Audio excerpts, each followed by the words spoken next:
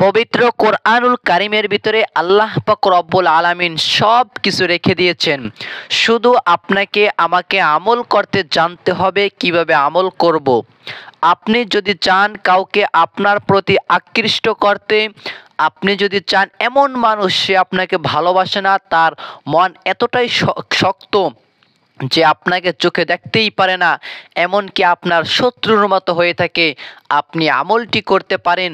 অবশ্যই কোরআনুল কারিমের পরীক্ষিত একটি আমল আপনি যদি করতে পারেন, ইনশাআল্লাহ আপনাকে সে ভালোবাসবেই বাসবে। হতে পারে আপনার হাজবেন্ড, হতে পারে আপনার স্ত্রী, হতে পারে আপনি হালালভাবে যাকে বশ করতে চান, যাকে আপনার প্রতি আপনি আকৃষ্ট করতে চান, ইনশাআল্লাহ আমি যেই নিয়মে বলে দেব এই নিয়মে যদি আমলটি করেন, আল্লাহ পাক রব্বুল আলামিন অবশ্যই আপনার প্রতি তার ভালোবাসাটা, তার টান, মায়া, মমতা ইনশাআল্লাহ স্বয়ং আল্লাহ পাক রব্বুল আলামিন বাড়িয়ে দিবেন। তাহলে সেই আমলের কথাটি ইনশাআল্লাহ বলে দিব। প্রিয় দিনী ভাই ও বোনেরা, অনেক ভিডিও দেখেছেন, আমল করেছেন, কোনো কাজে আসেনি। আমি বলবো ভিডিওটি দেখুন এবং এই নিয়মে আমলটি করুন, ইনশাআল্লাহ কাজ হবে। আপনি চান আপনার স্ত্রী আপনাকে ভালোবাসে না, আমলটি করতে অবশ্যই করতে পারেন। আল্লাহ তাআলা তার মনের ভিতরে আপনার জন্য ভালোবাসা তৈরি করে দিবেন। আপনি চান আপনার শাশুড়ির জন্য আমলটি করবেন, তিনি আপনাকে ভালোবাসেন না, খোঁটা দিয়ে কথা বলেন, তার জন্য করতে পারেন। অবশ্যই তিনি আপনাকে ভালোবাসবেন, তার ভিতরে মায়া মমতা কাজ করবে ইনশাআল্লাহ। এবং কি আপনি যে কোনো উদ্দেশ্যের জন্য হালালভাবে করে তাকে পেতে চান, অবশ্যই আল্লাহ তাআলার কাছে এই নিয়মে দোয়া করেন।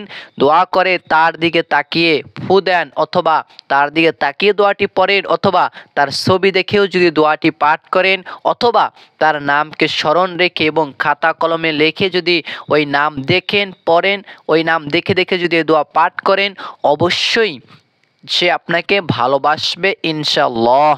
তাহলে সেই আমলটি আমি একটু পরেই বলে দিব। তার আগে আল্লাহ তাআলা যে কোরআনুল কারিমের ভিতরে সব কিছু দিয়েছেন, আল্লাহ পাক রব্বুল আলামিনই বলেছেন। একটু শুনি, ফজিলত সম্পর্কে শুনি, আয়াত সম্পর্কে শুনি, আমাদের ঈমান আমল করার আগ্রহ জাগবে, ঈমানটা একটু বাড়বে। আল্লাহ পাক রব্বুল আলামিন কোরআনুল কারিমের ভিতরে ইরশাদ করেন, وَنَزَّلْنَا عَلَيْكَ الْكِتَابَ تِبْيَانًا لِكُلِّ شَيْءٍ। আল্লাহ তাআলা বলেছেন, আল্লাহ তাআলা এই কোরআনুল কারিমকে নাজিল করেছেন এবং এই কোরআনুল কারিমের ভিতরে একদম সব কিছু আল্লাহ তাআলা দিয়েছেন। সুবহানাল্লাহ। আল্লাহ পাক রব্বুল আলামিন অন্য আয়াতের ভিতরে বলেন, وَنُنَزِّلُ مِنَ الْقُرْآنِ مَا هُوَ شِفَاءٌ وَرَحْمَةٌ لِلْمُؤْمِنِينَ। আল্লাহ পাক রব্বুল আলামিন বলেছেন, وَشِفَاءٌ وَرَحْمَةٌ لِلْمُؤْمِنِينَ, আমি মুমিন বান্দাদের জন্য এই কোরআনকে শেফা হিসাবে নাজিল করেছি। সুবহানাল্লাহ। তাহলে অবশ্যই সেই শেফা আমরা কোরআনুল কারিম থেকে নিব, আমলটি শিখবেন, করবেন। আপনি যাকে খুশি আপনি বশীকরণ করতে পারবেন, সে আপনাকে ভালোবাসবে, আপনার প্রতি আকৃষ্ট হয়ে থাকবে এবং আপনাকে ছাড়া ইনশাআল্লাহ তিনি কিছুই বুঝবেন না। তাহলে চলুন, আমলটি করার সময় আপনি সর্বপ্রথমে 2 রাকাত নামাজ আদায় করে নেবেন, সালাতুল হাজতের নামাজ। মনের আশা বাসনা চাহিদা সব কিছু কবুল হওয়ার নিয়তে আল্লাহ তাআলার কে রাজি খুশি করার জন্য 2 রাকাত নফল নামাজ, সালাতুল হাজতের 2 রাকাত নফল নামাজ আদায় করে নেবেন। কেননা নবীজি, প্রত্যেক নবী রাসূল আল্লাহ তাআলা যে সৃষ্টি করেছেন, আল্লাহ পাক রব্বুল আলামিনের বিষয়ে যখন তাকে প্রশ্ন করা হলো কুদরতি বিষয়গুলো, তখন সম্ভব হলে তারা নামাজ আদায় করেছেন অথবা সঙ্গে সঙ্গে সিজদায় পড়ে গিয়েছেন। তাহলে নবীজি যখনই বিপদে পড়তেন, যখনই দুঃখ কষ্টে ভুগতেন, আল্লাহ তাআলার কাছে 2 রাকাত নামাজ আদায় করতেন, নফল নামাজ আদায় করতেন। সাহাবীরাও নফল নামাজ আদায় করতেন, তারপরে দোয়া করতেন, আল্লাহ তাআলার কাছে চাইতেন। তাহলে আপনি 2 রাকাত সালাতুল হাজতের নফল নামাজ আদায় করবেন। আমি নিয়মটি বলে দিচ্ছি। সর্বপ্রথমে আপনি কি করবেন, 2 রাকাত নফল নামাজের নিয়ত করবেন। কিভাবে? যে আল্লাহ তাআলা আমি হালালভাবে একজনকে ভালোবাসি, সে আমার প্রতি যেন আকৃষ্ট হয়ে যায় এবং তোমার রাজি খুশির জন্য আমি কেবলামুখী হয়ে 2 রাকাত সালাতুল হাজতের নামাজ আদায় করতেছি, আল্লাহু আকবার। অথবা আপনি আপনার মতো করে যত সহজে নিয়ত করতে চান করতে পারেন, তাতে কোনো সমস্যা নেই। তারপরে আপনি সর্বপ্রথমে নামাজের নিয়ত বাঁধার পরে সানা পাঠ করবেন, আউযু বিল্লাহ বিসমিল্লাহ পাঠ করবেন, তারপরে সূরাতুল ফাতিহা পাঠ করবেন, তারপরে সূরাতুল ইখলাস 3 বার পাঠ করবেন। কয়বার? প্রথম রাকাতে 3 বার, দ্বিতীয় রাকাতে 3 বার। এই নিয়মে আপনি 2 রাকাত নামাজ আদায় করে নেবেন। সুন্নাত নামাজ আমরা যেভাবে করে আদায় করি ঠিক ওই নিয়মে আদায় করবেন। শুধু নিয়ত আর আপনার এই সূরাটা, সূরা যেহেতু নফল নামাজ আমরা এক সূরাকেই 3 বার পাঠ করতে পারবো, আর এই নিয়মেই করবেন। আপনি কি করবেন? সূরাতুল ফাতিহা পাঠ করবেন, তারপরে 3 বার সূরা ইখলাস পাঠ করবেন। প্রথম রাকাতেও 3 বার, দ্বিতীয় রাকাতেও 3টি বার এই দোয়াটি মানে এই সূরাতুল ইখলাস পাঠ করবেন। তারপরে আপনি আসসালামু আলাইকুম ওয়া রাহমাতুল্লাহ, আসসালামু আলাইকুম ওয়া রাহমাতুল্লাহ বলে নামাজ শেষ করবেন। বিষয়টাকে বুঝেন। 2 রাকাত নামাজ আদায় করবেন। প্রথম রাকাতে সূরা ইখলাস 3 বার, দ্বিতীয় রাকাতে সূরা ইখলাস 3 বার। এই নিয়মে নামাজ আদায় করে সালাম ফিরিয়ে তারপরে আপনি সর্বপ্রথমে আস্তাগফিরুল্লাহ, আস্তাগফিরুল্লাহ, আস্তাগফিরুল্লাহ এই নিয়মে 3 বার পাঠ করবেন আস্তাগফিরুল্লাহ। তারপরে দুরূদ শরীফ পাঠ করবেন। যদি সম্ভব হয় নামাজের ভিতরে যে দুরূদ শরীফ পাঠ করি ওই দুরূদ শরীফটাকে পাঠ করতে পারেন, সব থেকে ভালো হয় যদি ওই দুরূদ শরীফ পারেন। অথবা ছোট্ট দুরূদ সাল্লাল্লাহু আলাইহি ওয়াসাল্লাম, সাল্লাল্লাহু আলাইহি ওয়াসাল্লাম, সাল্লাল্লাহু আলাইহি ওয়াসাল্লাম এইটা পাঠ করে আপনি এমন একটা দোয়ার কথা আমি এক্ষুনি বলে দিব ইনশাআল্লাহ। এই দোয়াটি পাঠ করুন, আমল করুন, আপনার মনের আশা বাসনা কবুল হবে। আপনাকে যার জন্য আমলটি করবেন তিনি অনেক অনেক বেশি ভালোবাসবেন ইনশাআল্লাহ। তাহলে আপনি কি করবেন? সর্বপ্রথম নামাজ আদায় করবেন, ইস্তেগফার পাঠ করবেন, দুরূদ শরীফ পাঠ করবেন। তারপরে আমি যে দোয়াটার কথা বলে দেব এবং লিখে দেব ইনশাআল্লাহ, দোয়াটি পাঠ করবেন। দোয়াটি হলো সূরা তাহার ভিতরে এমন একটি আয়াতের অংশ আল্লাহ পাক রব্বুল আলামিন দিয়েছেন, ওই দোয়াটি পাঠ করবেন। দোয়াটি হলো ওয়া আলকাইতু আলাইকা মাহাব্বাতাম মিন্নি।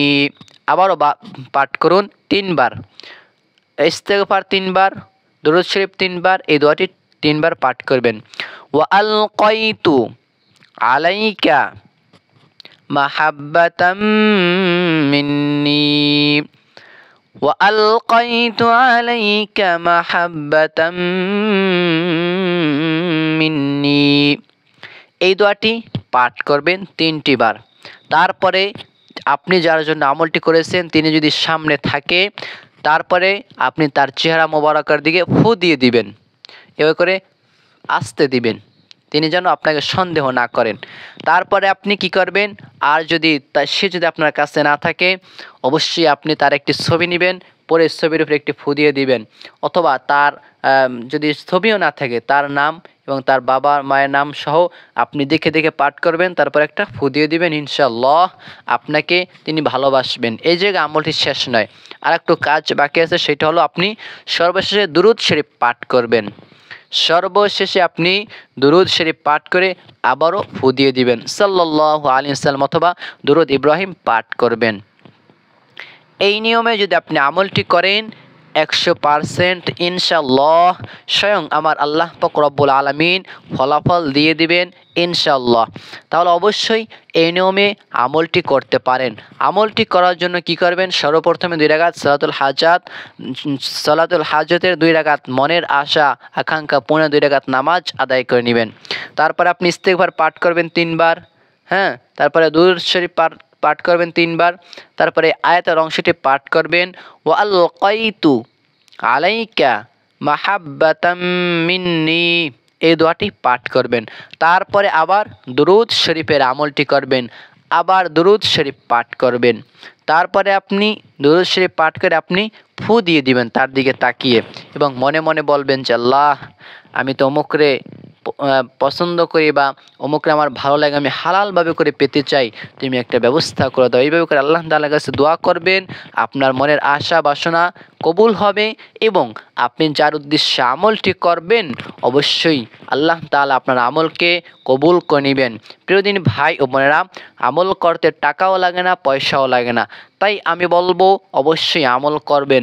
যদি কবুল না হয় সওয়াব তো অবশ্যই হবে। আর একটা কথা, দোয়া এবং আমল কবুল হওয়ার জন্য যে গুরুত্বপূর্ণ যে জিনিসটি আপনার একান্ত প্রয়োজন সেইটা হলো হালাল খাবার, হালাল রুজি। হালালভাবে করে আমাদেরকে ইনকাম করতে হবে, হালালভাবে করে উপার্জন করে আমরা যদি খেতে পারি এবং হালালভাবে করে আমরা যদি জীবন যাপন করতে পারি অবশ্যই অবশ্যই আল্লাহ পাক রব্বুল আলামিন আমাদের দোয়াকে কবুল করে নেবেন ইনশাআল্লাহ। দোয়া কবুল হওয়ার জন্য এক নম্বর শর্ত হালাল খাবার খেতে হবে এবং হালালভাবে করে চলাফেরা করতে হবে, তাহলেই আল্লাহ তাআলা দোয়াকে কবুল করে নেবেন। আল্লাহ তাআলা আমাদের সকলের দোয়াকে কবুল করে নিন, মনের আশা আকাঙ্ক্ষা কবুল করে নিন এবং যে যে উদ্দেশ্যে আমল করেছেন, ভালোবাসার জন্য যে যে উদ্দেশ্যে আমল করেছেন আল্লাহ তাআলা কবুল করেন, আমিন। সবাই ভালো থাকবেন, সুস্থ থাকবেন। আল্লাহ হাফেজ। আসসালামু আলাইকুম ওয়া রাহমাতুল্লাহ।